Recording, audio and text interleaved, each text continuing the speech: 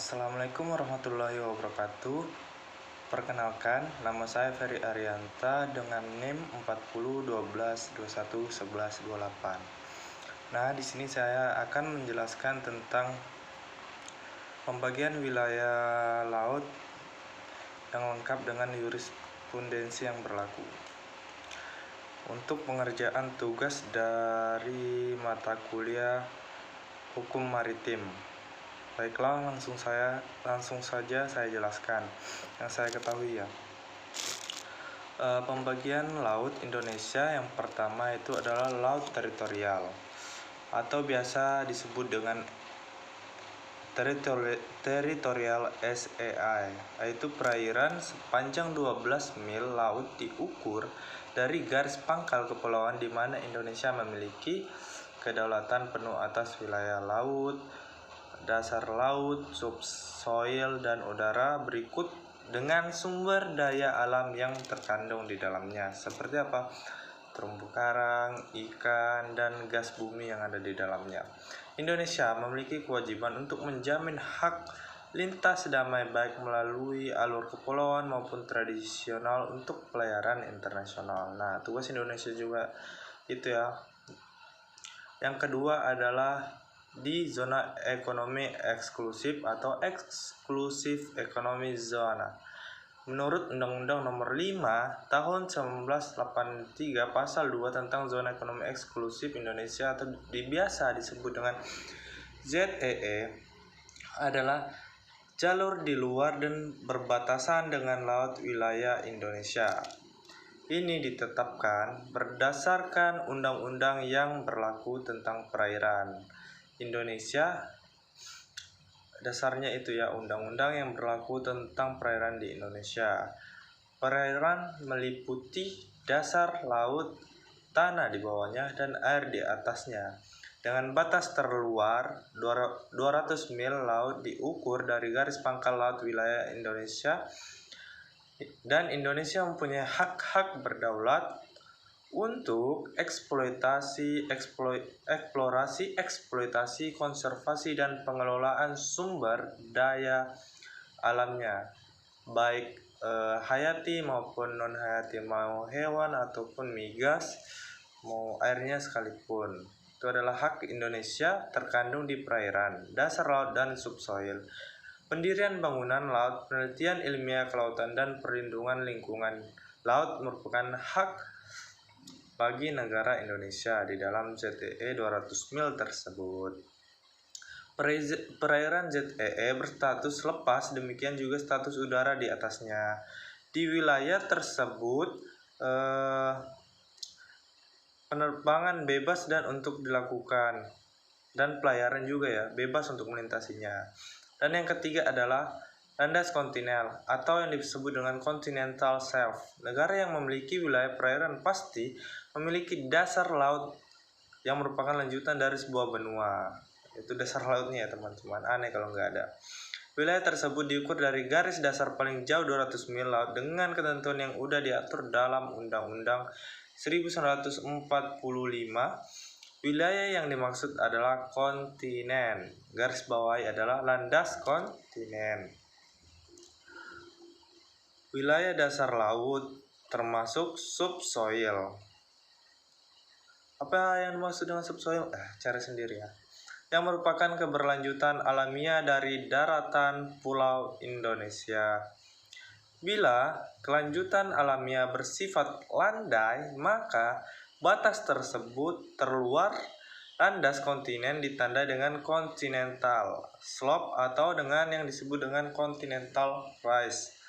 rise. Namun, jika kelanjutan alamiah bersifat curam tidak jauh dari letak garis pangkal kepulauan, maka batas terluar dari landas kontinen berimpit dengan batas luar ZEE. Kayak berimpit ya. Yang keempat adalah perbatasan wilayah laut Indonesia. Baiklah, saya akan menjelaskannya, yaitu perbatasan wilayah laut Indonesia. Batas wilayah laut Indonesia sebagian di utara, sebagian besar berbatasan dengan negara-negara tetangga seperti India, lantas kontinen, Thailand, atas landasan kontinen, dan Malaysia batas laut teritorial dan landasan kontinental. Masih banyak lagi ya, masih ada lagi teman-teman, yaitu seperti negara tetangga kita yang kecil itu, yaitu Singapura, Vietnam landas kontinen, Filipina ZEE, Palau, Kepulauan Palau ZEE dan landas kontinen, dan Papua New Guinea ZEE dan landas kontinen. Yang kelima adalah kebijakan kelautan nasional. Kebijakan kelautan nasional sebagai arah dari berbagai macam kegiatan pembangunan kelautan nasional yang diselenggarakan di Laut Indonesia. Hal ini ada tujuannya ya. Tujuannya adalah untuk mewujudkan, melindungi sekaligus mempertahankan kepentingan nasional supaya tidak dimanfaatkan oleh negara lain. Wilayah Laut Indonesia merupakan bagian penting dari keseluruhan pembangunan kelautan nasional. Dan selanjutnya saya akan menjelaskan tentang potensi yang terkandung di dalam wilayah Laut Indonesia. Potensi yang terkandung di dalam Laut Indonesia yaitu perlu diperdayakan menjadi daya dukung dan daya tampung. Untuk apa? Untuk memadai pembangunan kelautan nasional harus memiliki kompeten kebijakan mengenai wilayah Laut Indonesia.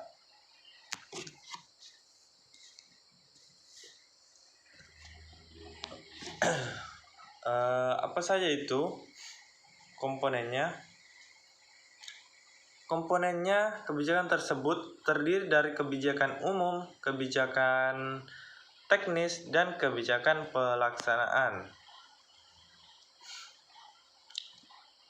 Kebijakan untuk mencegah kerusakan.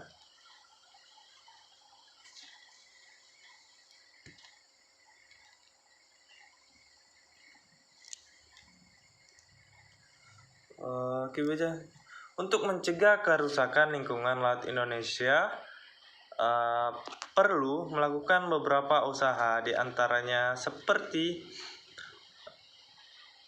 kalau nelayan ya, alat penangkapan ikan yang tidak merusak lingkungan laut.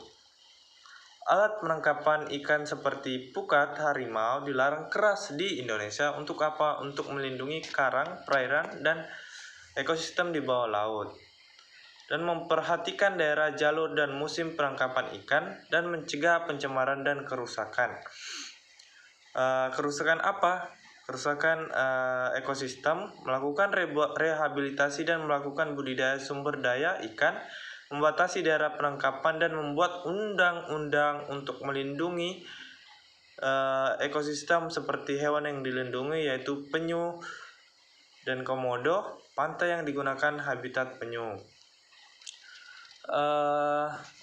Dan kenapa perairan itu sangat krusial ya? Karena perairan adalah jalur dagang internasional. Indonesia juga merupakan jalur lintas dagang ya.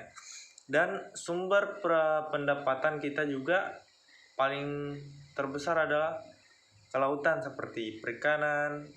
Untuk melindungi nelayan, misalkan kalau daerah perbatasan antara Indonesia dengan Cina, Laut Cina Selatan, Natuna, itu sering terjadi konflik. Karena apa? Karena tidak ada ketetapan tentang batas yang diakui di situ. Walaupun sudah ada batas tertentunya, tapi sering terjadi illegal fishing, penangkapan ikan kapal luar negeri memasuki wilayah kita. Nah, kalau biasanya juga nelayan kita itu belum masuk ke wilayah mereka tapi sudah ditangkap. Nah, untuk melindungi itu maka perlu adanya batas-batas yang harus sesuai dan harus lengkap serta jurisprudensi yang berlaku. Mungkin itu saja yang bisa saya jelaskan, kurang dan lebihnya saya mohon maaf dan saya mohon ampun. Saya akhiri, wabillahi taufiq wal hidayah. Wassalamualaikum warahmatullahi wabarakatuh.